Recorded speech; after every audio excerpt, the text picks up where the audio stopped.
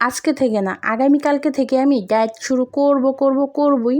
এই যে আমি বলে দিলাম, কিন্তু কিভাবে করব বলেন? ইদানিং আমার হাতের রান্নার স্বাদ এতই যে হয় যে আমি আমার নিজের রান্নারই পাগল হয়ে যাই। কি আর বলবো? তখন আর ডায়েটের কথা ভুলে যাই গাইস। বিয়ের আগে যে ডায়েট শুরু করব সেটার উপায় ছিল না গাইস। কারণ আমার মায়ের হাতের রান্না তো অতুলনীয়। তার কোনো তুলনাই হয় না। সেই জন্য মায়ের হাতের রান্নাগুলো পচে যাবে, এইজন্য আমি খেয়ে যাই হোক মাশাআল্লাহ বললাম আমি আমার নিজেকে। আচ্ছা আপনারাই বলেন, এত মজার রান্না রেখে কিভাবে মানুষ ডায়েট করে বলেন? আমি না আসলেই পারি না। আমার হাতটা হইছে একদম আমার মায়ের মতো। কারণ আমার মা অনেক মজা করে রান্না করতে পারতো, আমিও অনেক মজা করে রান্না করতে পারি। এটা আমি একদম মানে কি বলবো, গলা উঁচা করে বলতে পারি। তো হ্যালো এভরিওয়ান, আসসালামু আলাইকুম। কি অবস্থা সবাই? সবাই কেমন আছেন? আলহামদুলিল্লাহ আমি আপনাদের দোয়াতে অনেক বেশি ভালো আছি।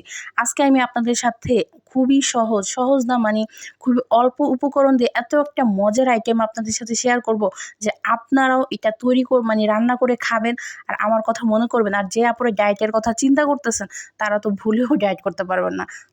আমি এইখানে 250 গ্রামের মতো গরুর মাংস নিয়েছি, মানে পরিমাণে খুবই কম। কিন্তু এটা দিয়ে যে এত মজার একটা আইটেম রান্না করে ফেলেছি গাইজ, এটা তো খেলে আপনারা সত্যি পাগল হয়ে যাবেন আর আমার রান্নার প্রেমে পড়ে যাবেন। তো বাসাতে রান্না করার মতো তেমন কিছু ছিল না। তো মানে ফ্রিজের মধ্যে হাত দিলাম যে চিপা-চাপ্পার মধ্যে দেখি কিছু পাওয়া যায় কিনা। তো দেখলাম এখানে 250 গ্রামের মতো মাংস ছিল।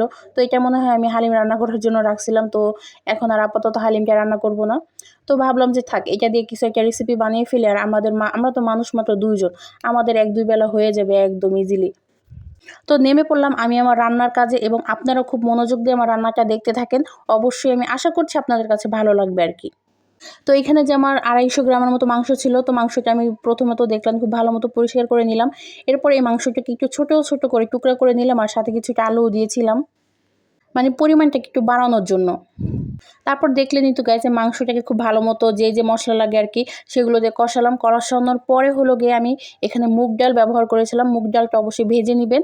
ভাজার পরে ধুয়ে আরকি তারপরে আমি ওই মাংসটা যখন কষানো হয়েছে মিডিয়াম, তারপরে হলো গিয়ে আমি ওই মুগ ডালটা দিয়েছিলাম। মুগ ডালটা কিন্তু আমি আজকে সিদ্ধ করে দেইনি। কারণ হলো যদি আমি সিদ্ধ করে দিতাম তাহলে হয়তোবা বেশি গলে যেত আর একদমই মজা লাগতো না। তারপরে পরিমাণ মতো ঝোল দেওয়ার পরে হলো গিয়ে মানে বাগার দিব। মানে এটাই হলো এটার আসল কাজ আরকি। এখানে কিন্তু আমার একটা আলুও ভাঙেনি বা ডালটা কিন্তু একদম ভর্তা হয়ে যায়নি। তারপর হলো গিয়ে আমি বাগার দিয়েছিলাম সরিষার তেল দিয়ে। ১ম এ মনে ছিল না। তারপরে আরকি ১ম এ সয়াবিন তেল দেওয়ার পরে আমি সরিষার তেল দিয়েছিলাম। একটু বেশি করে রসুন তারপর পেঁয়াজ দিয়ে সুন্দর করে একটা বাগার দিয়ে তারপরে দেখেন কি মজাদার একটা তরকারি হয়ে গেল। মানে যখন বাসাতে তেমন কিছু থাকবে না তখন আপনারা ফ্রিজটা এরকম মানে ঘেঁটে ঘুঁটে এরকম একটা আইটেম রান্না করে নিতে পারেন। তো কেমন লাগলো আজকে আমার এই রেসিপিটা? যদি ভালো লাগে অবশ্যই জানাবেন। আল্লাহ হাফেজ।